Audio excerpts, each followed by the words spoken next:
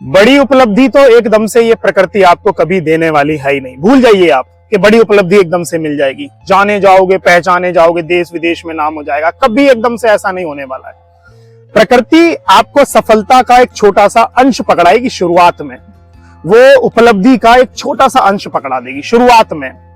उसके बाद आपके स्वभाव को निरंतर देखा जाएगा, कहीं आप कठोर तो नहीं हो गए हो उस उपलब्धि को प्राप्त होने के बाद, कहीं अहंकारी तो नहीं हो गए हो आप, कहीं लोगों को परेशान तो नहीं कर रहे हो आप।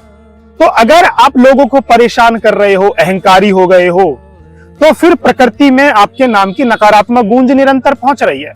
तो जो बड़ी उपलब्धियां होंगी, जो सफल आप होना चाहते थे जीवन में, वो नहीं हो पाओगे। फिर वो उपलब्धियां निरंतर छोटी छोटी होकर के शून्य हो जाएंगी।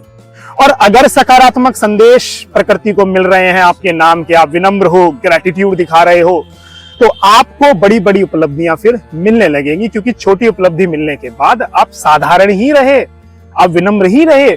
इसीलिए आप देखना, व्यक्ति 60 साल की उम्र में रिटायर हो जाता है कांस्टेबल, और व्यक्ति 28 साल की उम्र में बन जाता है आईएएस अधिकारी, आईपीएस अधिकारी, आईओ। जब वो दफ्तर में जाता है तो 50-50 साल के लोग भी खड़े हो जाते हैं उसके स्वागत में। क्यों? क्योंकि प्रकृति नहीं देना चाहती है, और 28 साल का जो व्यक्ति हुआ है, प्रकृति ने उसको दे दिया। इसलिए आपके प्रारब्ध के कर्म तो रहे हैं जिसको आप भाग्य बोलते हो, परंतु इस स्वभाव में आप अपने कर्मों से प्रकृति को अपने अनुकूल भी बना लेते हो कई बार। और इस चीज को ऐसे भी समझिए कि अगर प्रकृति आपको नहीं देना चाहेगी तो आपके मन में विचार तो आएंगे राजा बनने वाले, आप कर्म भी करोगे 1-2 दिन, परंतु प्रकृति आपको ऐसी परिस्थितियों में ही बांध के रखेगी, आप सफलता के उस चरम तक नहीं पहुंच पाओगे। मान लेते हैं आप सोच रहे हैं कि आप बहुत शानदार बॉडी बनाओगे, आप आर्नोल्ड बन जाओगे, ऋतिक रोशन बन जाओगे, जॉनी ब्रायम बन जाओगे, और आप 2 दिन गए जिम, तीसरे दिन आप गए नहीं।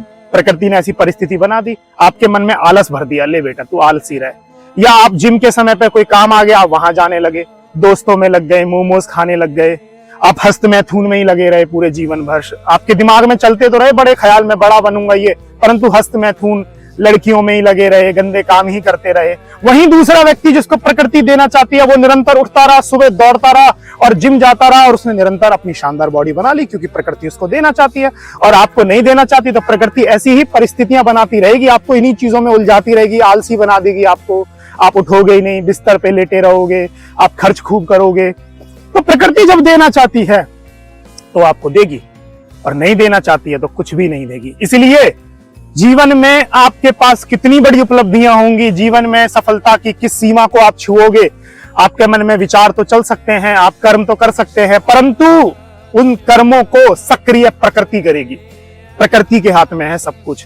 प्रकृति देना चाहेगी तो छोटी सी उम्र में आपको ध्रुव, आपको राजा बना देगी, और नहीं देना चाहेगी तो 60 साल की उम्र में आप कांस्टेबल ही रिटायर होगे। क्योंकि प्रकृति जानती है अगर मैंने इसको दे दिया, इसके अंदर अहंकार है, छोटा से पद पे ही इतना अहंकारी हो गया है, अभी से रावण बन जाएगा ये तो, इसलिए मुझे राम बनाना है, तो आपको देगी ही नहीं।